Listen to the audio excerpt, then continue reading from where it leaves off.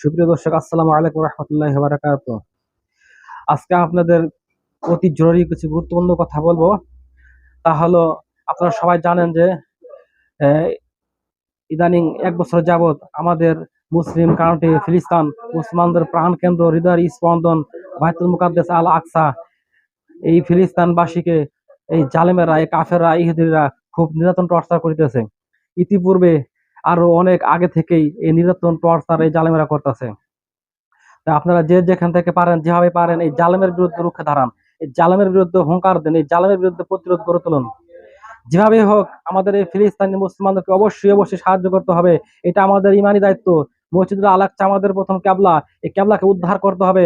আমরা যদি মুসলমান হয়ে থাকি বা আমাদের শরীরে যদি ইমানি চেতনা থেকে থাকে, যেভাবেই হোক আমাদের এই ইহুদিকে ঘৃণা করতে হবে। অবশ্যই অবশ্যই এই মসজিদুল আল আকসাকে বিজয় করতে হবে, ফিলিস্তিনি মুসলমানদেরকে বিজয় করতেই হবে।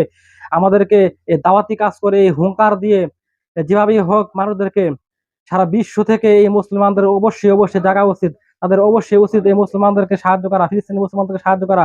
তাদেরকে অর্থ দিয়ে, সৈন্যবাহিনী দিয়ে, টাকা দিয়ে, দোয়া করে, যে যেখান থেকে পারেন, যেভাবে পারেন অবশ্যই সাহায্য করতে হবে। কারণ এটা আমাদের ইমানি দায়িত্ব। কারণ হাদিস শরীফে এসেছে, সব সময়, অল টাইম, কিয়ামতের আগ পর্যন্ত ফিলিস্তিনি মুসলমানদের ইমান থাকবে, তাদের ইমান থাকবে তাজা। সবচেয়ে সবচেয়ে বেশি ইমান থাকবে ফিলিস্তিনিতে।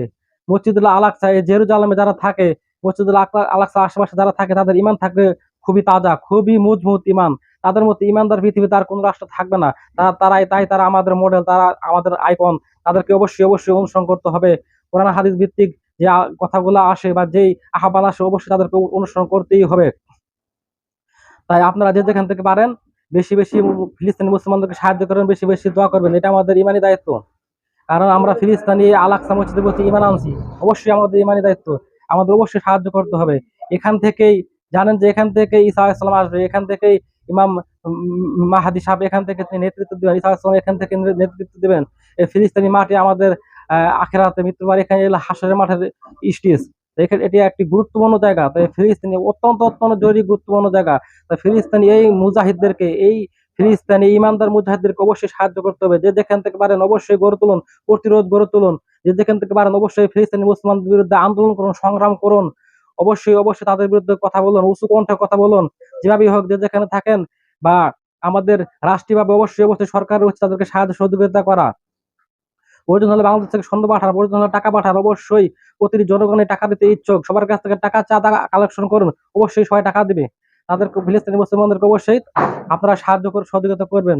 তাই সরকারের দৃষ্টি আকর্ষণ করছি, আপনারা এই সাধারণ মানুষদের থেকে, সকল মানুষের দিকে টাকা উঠান, টাকা উঠিয়ে ফিলিস্তিনি মুসলমানদেরকে সাহায্য সহযোগিতা করুন। তাদেরকে ত্রাণ পাঠান, প্রয়োজন হলে সৈন্য সৈন্য পাঠান, সেনাবাহিনী পাঠান, যেভাবে পারেন। অ্যারাবিয়ান কান্ট্রিরা, আপনারা জানেন যে অ্যারাবিয়ান কান্ট্রিরা তারা খুবই চুপ, খুবই নীরবতা। বেশিরভাগ ক্ষেত্রে সৌদি আরব, দুবাই, এরা কোনো সাহায্য সহযোগিতা করতে আসে না। হয়তো বা আমরা কোনো দেখি না, কোনো মিডিয়া আসে না, তারা নীরব। তারা কেন এই নীরব? তারা খুবই ভোগ বিলাসে, কোনো মস্তিতে তারা নিমজ্জিত, তারা খুব আনন্দ উপভোগ করতে আছে। কিন্তু অবশ্যই তো ফিলিস্তিনি মুসলমানদের তেমন সাহায্য সহযোগিতা করতেছে না, সৈন্যবাহিনী পাঠাইতেছে না, টাকা পাঠাইতেছে না, তাদেরকে কোনো উদ্ধারের ক্ষেত্রে কোনো প্রতিরোধ তাদেরকে আমি দেখতেছি না।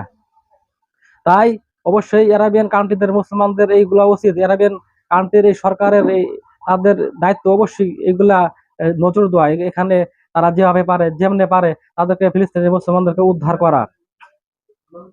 কিন্তু বেশিরভাগ অ্যারাবিয়ান কান্ট্রির এই সরকারগুলো হলো জালেম, তারা মুনাফিক, তারা খুব মস্তিতে আছে।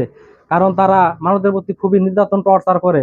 কারণ ফিলিস্তিনি অসহায় শিশুদের, নর নারীদের এখানে দৈনিক লোকজন মরতে আছে, বা এখানে শিশুরা, অনেক শিশু মারা যাইতে আছে দৈনিক। শত শত লোকজন আহত হইতেছে এখানে, তারা না খেয়ে জীবনযাপন করতেছে। এটা তাদের ইমানি, আমাদের ইমানি চেতনা। এটা কি তাদের প্রতিবেশী রাষ্ট্র হিসেবে কি তাদের কি এটা কি দায়িত্ব নয়? তারা কি মুসলমান নয়? একজন মুসলমান অনাহারে থাকবে, কষ্টতে থাকবে, না খেয়ে থাকবে, আর একজন মুসলমান খুব ভোগ বিলাস করবে। এটা তো মুসলমানের কোনো ইমানের দায়িত্ব নয়, সে তো নবীর দলভুক্ত নয়। এটা তো ইসলাম বলে না।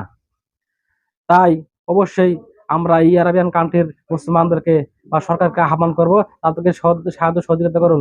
এখনো সময় আছে, আপনাদের ইমান রক্ষা করুন। আপনারা হেফাজত করুন, ফিলিস্তিনি মুসলমানদেরকে হেফাজত করুন। হেফাজতের মালিক আল্লাহ। আপনাদের সাহায্য সহযোগিতা করুন, সৈন্য পাঠান, টাকা পাঠান। তাই আমরা বাংলাদেশে যারা আছি, প্রিয় সম্মানিত শ্রোতাবৃন্দ, আপনারা অবশ্যই তাদেরকে সাহায্য সহযোগিতা করবেন, যে যেখান থেকে পারেন। আপনারা হুঙ্কার দিয়ে উঠুন, কথা বলুন।